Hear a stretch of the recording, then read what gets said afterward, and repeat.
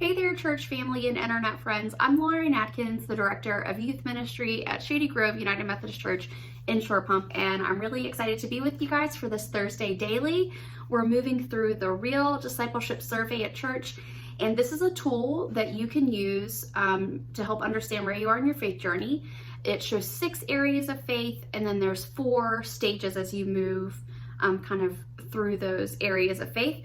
And today we're talking about your life being open to Jesus, and the 4th stage of that is maturing. And so you might be maturing in a life open to Jesus if this sentence connects with you. I'm taking responsibility for my own growth through the daily practice of spiritual disciplines. And so I would say this is true for me. That's a statement that resonates with me. And I would say that I can't pinpoint a time where I felt like I moved into a maturing stage in this, and I don't even know that I always feel terribly mature in my faith. But I would say that this is something that's very true for me. And, in some ways, by getting to this level of maturity, you get to experience that whole continuum, the beginning and the exploring and all that stuff. When you are maturing, you can kind of slide back into all those beginning stages and learn something fresh all the time. So when we think about spiritual disciplines, we're thinking about like prayer, service, study, worship, fellowship, the ways that we can practice being in an abiding relationship with Jesus. And as I said, I don't know that I could pinpoint a time where I ever felt like, oh, I'm mature in my faith, or I'm mature in this way of being open to Jesus. What I can say is that I probably, as an adult, out of college, or as I was finishing college, recognized that there was a time where I was spending a lot of time maybe in school, like my graduate school time, or right out of school, working full time, where I was like, wow, I'm working a lot. I'm pulling a lot of hours for school or for work or whatever. And those weren't hours I could necessarily dedicate to Jesus. And then I run. And so I was doing half marathon or full marathon training teams and spending hours a week running, sometimes hours a day running. And I was like, wow, I'm really spending a lot of time running. And I think about reading books. I'm a reader. I love to read. And so hours upon hours a week reading, or maybe watching TV or a movie, or spending time with friends, whatever it was. And so I'm thinking about the hours of the day that kind of add up, and how they add up in a week, and then a month, and then a year. And was I dedicating the same amount of time to Jesus and being in a relationship with Jesus and having my life open to Jesus as I was to all these other things? And so it began to shift in my mind. Instead of me dropping activities to make room for Jesus, it would be better to bring Jesus into those activities. And so for me, I think about, like, I love to read, and so I'll just do some Bible study, or I'll read some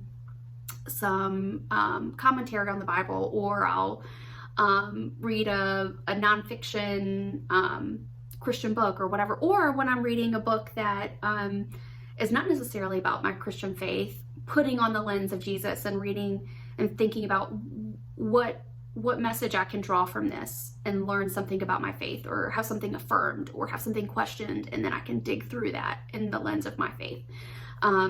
As far as working, I've always wanted to work in a job where I was being of service to other people and connecting with other people. And that's part of the reason I became a teacher. I was trained as a teacher, and then I became the Director of Adult Discipleship at Shady Grove, and now Youth Ministry. And so I felt called to show the unconditional love of Jesus, the grace of God to other people in learning environments where people are learning and taking things apart. And so I've always wanted to learn. I've always wanted to figure out more about the world. And the church was actually a place where I felt like I could do some of the deepest, most intense learning that I could. And the spiritual disciplines actually became a huge part of being active in my faith, serving other people. And it's a practice. It's a posture that you do. It's an action rather than an attitude. A spiritual discipline is a practice. And so that really makes me think about running, because I've trained for marathons and half marathons, and I've put hours of time into running.